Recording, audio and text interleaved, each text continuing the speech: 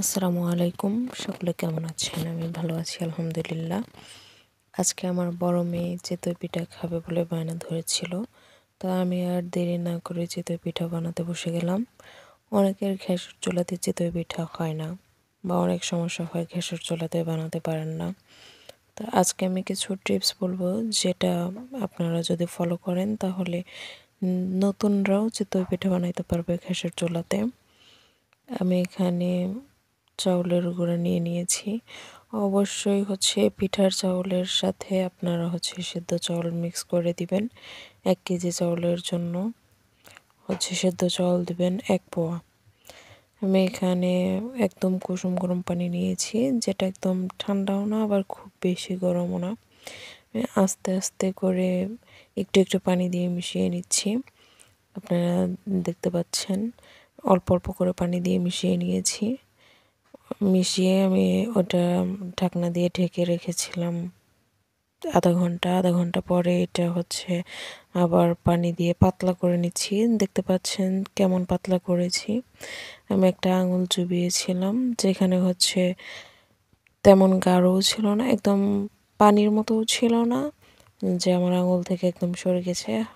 আমার আঙুলে হালকা পাতলা একটা স্তর পড়েছিল, এইভাবে আমি গুলে নিয়েছি। আপনারা কখন বুঝবেন যে আপনাদের গোলাটা সঠিক হয়েছে? যখন আপনারা এভাবে যে কোনো খোলাতে, মাটির খোলা হোক সেটা, বা লোহার তাওয়া হোক, সেখানে দিবেন, দেখবেন যে সাইড থেকে ছিদ্র ছিদ্র বের হচ্ছে। ভাববেন যে আপনাদের গোলাটা পারফেক্ট হয়ে গেছে। এটা আসলে বলে দেওয়ার কিছু নাই, এটা দেখে বুঝে নিতে হবে। এটা পিঠা বানানো আসলে প্র্যাকটিসের ব্যাপার, বানাতে বানাতে হয়ে যাবে।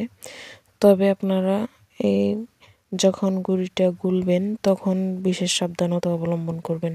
এটা যেন একবারে পানি দিয়ে মিশিয়ে নেবেন না, একটু একটু করে পানি দিবেন, মিশিয়ে নেবেন। আমি যেভাবে নিয়েছি, পরিমাণ মতো লবণ দিয়ে দিবেন।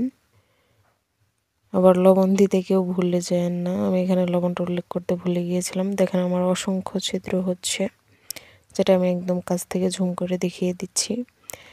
এরকম যখন হবে তখন বুঝতে পারবেন যে আপনার গোলাটা একদম পারফেক্ট। আর যদি মাঝখানে আপনার সাইডে কিন্তু মাঝখানে শক্ত হয়ে যাচ্ছে, তাহলে আপনার গোলাটা আর একটু পাতলা করে নেবেন। আমি এখানে মাটির খোলা দিয়ে কয়েকটা বানিয়ে দেখালাম। এখন লোহার তাওয়াতে বানাচ্ছি। এখানে তাওয়াটাকে প্রথমে পানি দিয়ে মুছে নেবেন, তারপর একটু লবণ পানিতে মুছে নেবেন। খুব ভালোভাবে গরম করে একদম অল্প আঁচে দিবেন। আর যখন গ্যাসের চুলাতে আপনারা মাটির তাওয়াতে বানাবেন, তখন এটা মিডিয়াম আঁচে দিয়ে দিবেন, সাইড দিয়ে পানি দিয়ে দিবেন।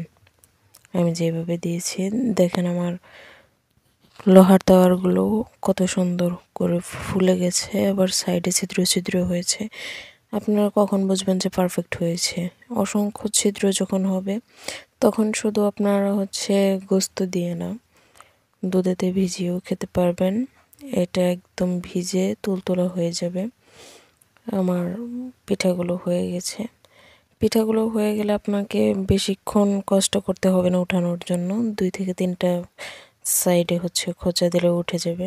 দেখেন আমি একদম কাছ থেকে দেখিয়ে দিচ্ছি, আমার পিঠাগুলো অসংখ্য ছিদ্রযুক্ত হয়েছে।